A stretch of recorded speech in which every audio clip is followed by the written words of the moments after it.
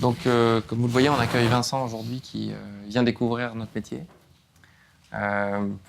qui va passer un petit peu dans toutes les salles. Donc, ce que j'essaie de lui expliquer, c'est qu'on a le matin plus tôt ce meeting qui est dans notre salle qui nous permet de répliquer, si tu veux, l'environnement que tu as pu voir sur nos ordinateurs pour qu'on puisse échanger entre nous tous les différentes stratégies qu'on a mis en place. Donc là, on a une stratégie qui est dédiée aux introductions en bourse. Donc si tu veux, on a mondialement, dans plus de 60 pays, on regarde et on choisit des sociétés qui s'introduisent en bourse pour les aider à leur développement et puis pour si tu veux, leur donner la potentialité d'aller s'introduire et puis d'accélérer leur business, leur expansion internationale, etc. Et donc ce qui est intéressant, c'est qu'avec ça, on a les yeux rivés sur le marché mondial et on voit les flux. Une introduction en bourse, ça n'arrive que dans des pays qui sont dans des bonnes conditions, dans des secteurs qui sont en expansion. Et donc ça nous force à nous poser les yeux au bon endroit, au bon moment, dans les bonnes zones. Et quand il n'y a plus du tout d'IPO dans le monde, c'est qu'il y a un vrai signe d'aversion pour le risque et qu'il y a macroéconomiquement des choses qui se passent mal. Voilà, tu me fais le 30-50, 29-50. T'achètes ça? Ouais, je l'achète. Ouais. Et ah ouais, d'accord. Et si jamais ça baisse Si ça baisse, on se mettra en put ladder, d'accord? D'accord. Okay, donc là, tu m'en fais pour le même pour 1000? Pour 1000, ouais. 16 barres. Tu vois l'ensemble des fonds qui sont gérés par un autre Mathieu, qui gère plutôt des stratégies européennes, dans lesquelles lui il est spécialisé vraiment dans les small et mid cap. Et tu vois, il a un fonds qui gère aussi avec Roger, dont on parlera après, qui est très spécialisé dans des sociétés suffisamment de petite taille pour qu'elles aient moins de corrélation au marché et que ce soit vraiment l'histoire intrinsèque de la société qui souvent émerge dans un nouveau secteur où il y a une nouvelle histoire qui se forme ou une société qui change de stratégie d'investissement ou simplement une société qui n'était pas tellement suivie, où il n'y a pas tellement d'informations. Et tu vois, grâce à son travail en profondeur, il arrive à déceler ces perles dans les différents marchés européens. Et voilà, et ces sociétés ont besoin de gens comme nous pour trouver cet argent frais dans quelque chose qui semble plus risqué parce qu'il y a peu d'infos, mais en fait, en les étudiant en détail, en se spécialisant là-dessus, on arrive à avoir des investissements qui sont tout à fait sereins, avec des fonds qui performent très bien. Et voilà. Quelles sont les qualités pour performer dans ce secteur d'activité?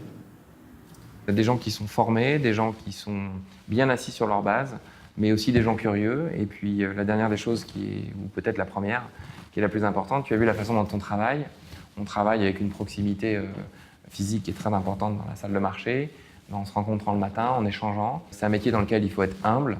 Les marchés sont extrêmement difficiles, extrêmement volatiles. C'est difficile de faire de la performance, c'est difficile de préserver, si tu veux, les capitaux de nos clients. C'est un métier dans lequel on a raison, on a aussi tort, il faut savoir l'admettre. Et c'est dans le respect de tout le monde, c'est dans l'écoute, c'est dans l'aide globale qu'on y arrive mieux.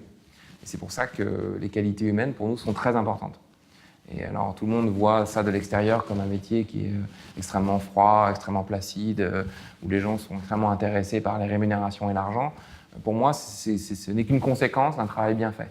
L'aspect intellectuel des choses, on a la chance d'avoir un métier dans lequel on se frotte aux atermoiements de Poutine, à la Crimée, à l'environnement économique, au lancement de nouvelles histoires, à Tesla qui arrive en bourse, la révolution automobile qui arrive là, et l'émergence de l'Afrique, au déclin de pays, à certains pays européens. Enfin, donc on est au centre de l'histoire. On a beaucoup de chance d'avoir ce métier, mais il y a beaucoup de pression. Et je dirais que c'est peut-être la dernière chose qu'il faut faire. On a besoin de gens qui savent vraiment résister à cette pression qui peut être très dure. Et ça, tu l'apprends dans le temps. La pression, elle vient souvent de l'enfermement, en fait. C'est-à-dire qu'on est tout seul dans une idée, et puis on commence à avoir tort, et puis alors à ce moment-là, on panique, et puis évidemment, on fait comme tout le monde. On vend tout au plus bas, ou on achète tout au plus haut, enfin, on fait les choses à l'envers. Et pour éviter ça, déjà, et pour que cette pression baisse, il faut partager les choses. Et donc, tu vois, c'est un bon moyen de lutter, d'être un pack en équipe. Voilà. C'est comme si tu faisais un match de rugby tout seul, tu as le ballon, et puis tu pars tout seul, tu vois que ça serait quand même extrêmement difficile. Et donc c'est exactement ce qu'on fait ici, et tu vois, c'est un bon moyen d'y répondre. J'hésite encore entre l'asset management et la finance de marché. Je ne sais pas trop quoi choisir. J'ai fait des stages qui jonglaient un peu entre les deux. Et les deux m'ont vraiment plu et je ne sais vraiment pas quoi choisir. Je ne suis pas encore fixé. Voilà. Alors, comme tu l'as dit, les stages sont vraiment très importants parce que ça te permet de voir, comme tu l'as vu un petit peu ce matin, la vraie vie d'une entreprise. Et moi, mon conseil, peu importe où tu commences, c'est qu'à un moment dans ta carrière, il faut que tu ailles voir à l'international, comme nous l'avons tous fait, Tu vois, moi, j'ai commencé ma carrière en France, puis on m'a envoyé à Londres, j'étais à New York, j'étais à Hong Kong, j'étais un petit peu partout. C'est très enrichissant. Et tout le monde en France a l'air de trouver ça très dommage que des profils aussi pointus que les tiens aient envie de partir à l'étranger. Moi, je trouve ça très bien.